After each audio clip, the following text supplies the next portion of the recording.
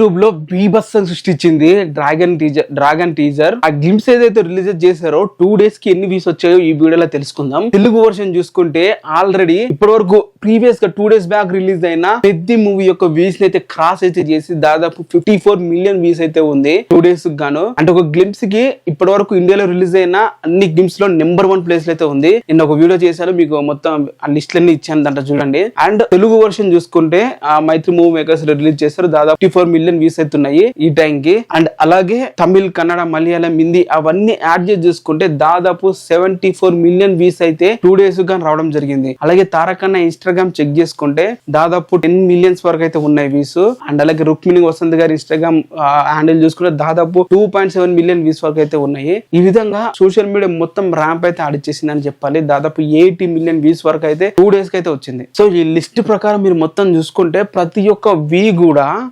Organic గా వచ్చిన views అవి. ఎటువంటి యాడ్స్ పెట్టకుండా, ఎటువంటి ప్రమోషన్స్ చేయకుండా ఇన్ని వ్యూస్ కొట్టాలంటే వేరే వాళ్ళకి యాడ్స్ వేసుకోవాల్సిందే. బట్ ఎటువంటి యాడ్స్ లేకుండా కొట్టడం అనేది మామూలు విషయం కూడా. ఇది ఆర్గానిక్ గా వచ్చింది. ఇంత ముందు రిలీజ్ అయిన ప్రశాంత్ నీల్ గారి టీజర్స్ కూడా విపరీతంగా యాడ్స్ వేసేవాడు.